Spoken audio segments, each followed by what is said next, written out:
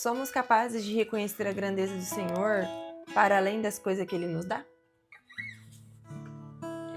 Pessoal, sejam bem-vindos a mais um devocional com o A Rafa e o Arthur. Rafa Family, sejam bem-vindos aí. Nós estamos fazendo um devocional desse livro aqui, ó, Nós para Deus, da Paola e do Israel, um livro que tem edificado muito nossa vida e a vida dos casais que caminham conosco, né?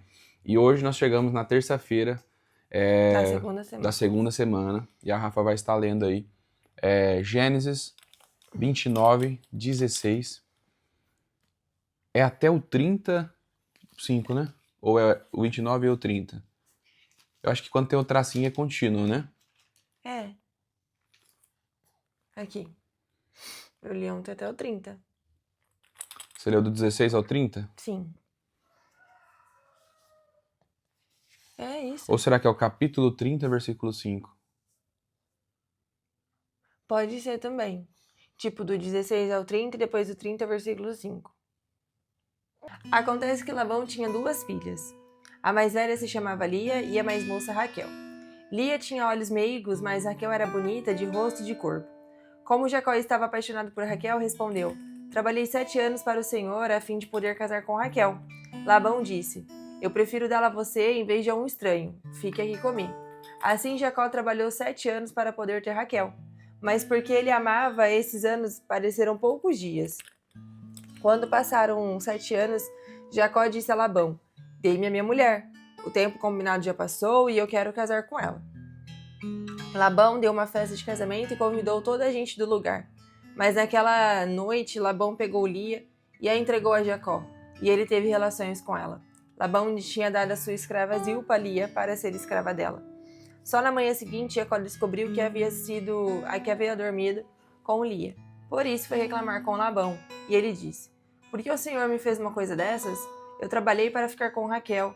Por que foi que o Senhor me enganou? Labão respondeu: Aqui na nossa terra, não é costume a filha mais moça casar antes da mais velha. Espere até que termine a semana de festas do casamento. Aí, se você prometer que vai trabalhar para mim outros 7 anos, eu lhe darei Raquel. Jacó concordou e quando terminou a semana de festas do casamento de Lia, Labão lhe deu a sua filha Raquel como esposa. Labão tinha dado a sua escrava Bila a Raquel para ser escrava dela. Jacó também teve relações com Raquel, e ele amava Raquel muito mais do que amava Lia, e ficou trabalhando para Labão mais 7 anos. Hoje é Aprofundando o Papo. Finalizamos ontem nosso estudo focando as palavras ditas por Lia no versículo 35. Desta vez louvarei ao Senhor. E hoje aprofundaremos nosso papo, continuando a nos concentrar nessas palavras. Talvez na sua Bíblia essa frase seja um pouco diferente, pois pode variar, dependendo de tradução, mas em todas as versões ela terá o mesmo sentido: dar graças, louvar, agradecer. Há algo fascinante que queremos compartilhar com vocês a respeito de um dos termos que significam bênção no Antigo Testamento. No hebraico, língua original do texto, a raiz desse termo é BRK. Peraí, gente, um minutinho. Aqui, ó.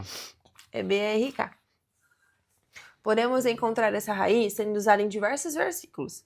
Porém, algo que chama muita atenção é que ela sempre muda o sentido da palavra, dependendo do sujeito, ou seja, naquele que executa a ação. Quando Deus é o sujeito, ele está abençoando o ser humano, ou seja, concedendo-lhe uma bênção, um presente. Porém, o contrário nunca acontece.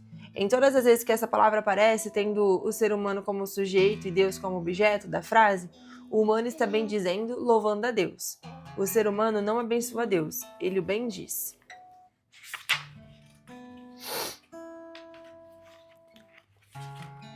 Podemos interpretar então que a ação de bendizer é como se fosse uma resposta de gratidão pela bênção que Deus concedeu? Sim, mas não só isso. A Bíblia está repleta de textos de agradecimento pelas bênçãos e pelos feitos do Senhor. Mas além disso, encontramos vários versículos em que a pessoa bendiz o nome de Deus, simplesmente porque Ele é Deus. Ele é o Criador, soberano, majestoso, sublime. Isso por si só já nos deveria levar a glorificá-lo e a engrandecê-lo. Compreendem? É comum olharmos para Deus com uma mentalidade apenas focada naquilo que Ele pode nos dar, naquilo que Ele pode fazer por mim e por aqueles que amo. Por isso, em geral, nossas orações se concentram apenas nisso, mas deveríamos também bendizê-lo e louvá-lo como criaturas adorando ao Criador, independentemente de nossas circunstâncias, não só por aquilo que Ele nos dá, mas por aquilo que Ele é. Santo, santo, santo é o Senhor. Eu te exaltarei, meu Deus e meu Rei. Bendirei o teu nome para todo sempre. Todos os dias te bendirei e louvarei o teu nome. Grande é o Senhor e digno de ser louvado. Tua grandeza não tem limites. Somos capazes de reconhecer a grandeza do Senhor para além das coisas que Ele nos dá?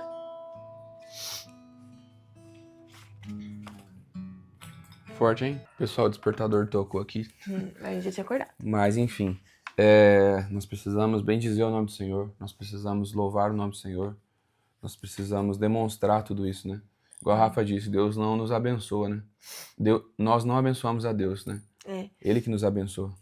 Eu acho que aqui também, quando fala aqui, ó, não só por aquilo que Ele nos dá, mas por aquilo que Ele é. E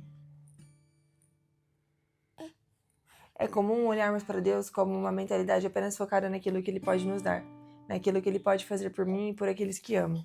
Por isso, em geral, nossas orações se concentram apenas nisso. Eu acredito que quando a gente muda o foco da nossa oração, em vez de pedir, mas começar a dar graças, as coisas de fato começam a acontecer na nossa vida, né? Quando a gente começa, obrigada, Senhor, pelo dia, obrigada pela minha casa, obrigada por isso, obrigada por aquilo, e você esquece o pedir. Você só agradece por tudo que você já tem, que Ele já te deu. E também acho que aquela música, se Deus quiser... Eu ia cantar ela. Eu acho que ela retrata bem essa parte que a gente leu hoje. Que se Ele fizer, Ele é Deus, se Ele não fizer, Ele continua sendo Deus. Não importa o que aconteça, Ele é Deus. Então, acredito, essa é a nossa oração de todos os dias.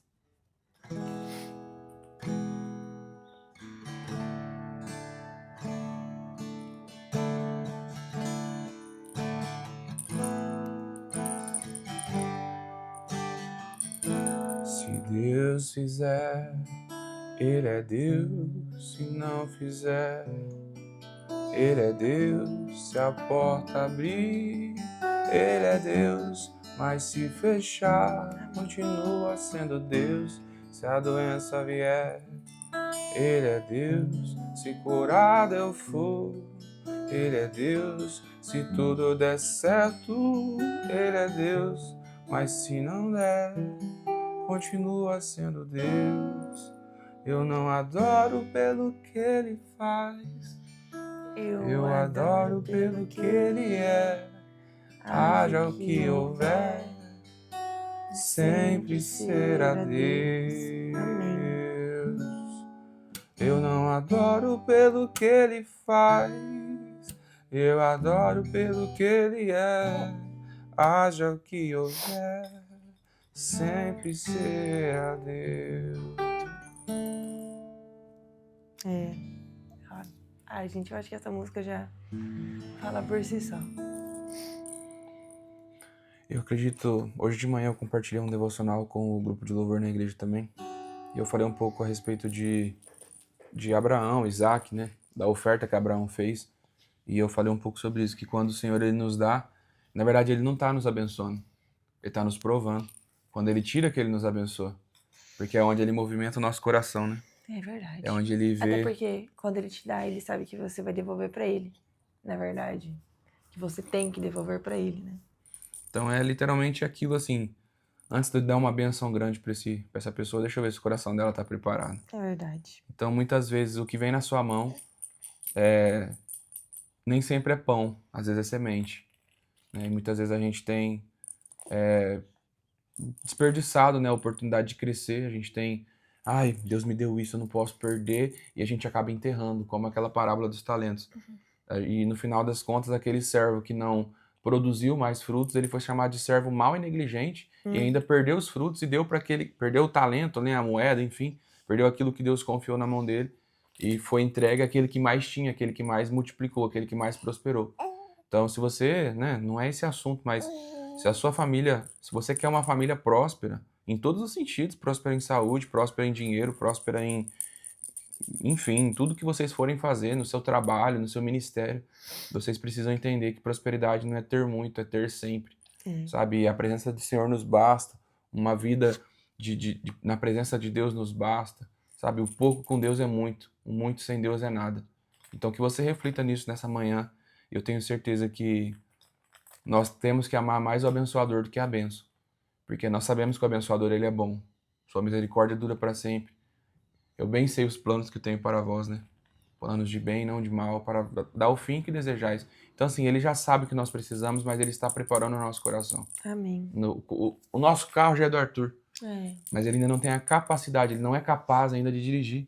Daqui a um tempo ele vai fazer 18 anos, né? Um tempinho, né? Ele vai começar a tirar carta. Pode ser que lá para os seus 19, 20 anos que ele vai ter acesso ao carro, mas já é dele. Então, se você quer acessar, se a sua família quer acessar algo dos céus, se prepare para isso, porque eu tenho certeza que já é seu, mas ainda não está liberado porque você não se preparou, porque você não mudou a sua forma de pensar. Não se conforme com esse mundo, mas mude a sua forma de pensar, para que você possa acessar a boa, perfeita e agradável vontade de Deus. Que o Senhor abençoe sua vida, sua família. Amém. E uma ótima terça-feira. Isso, até amanhã. Ó, se você não tá no grupo, entra no grupo aí. E agora nós vamos fazer o devocional do Salmo Terapia. Entra lá no canal que provavelmente já vai ter saído. Um abraço.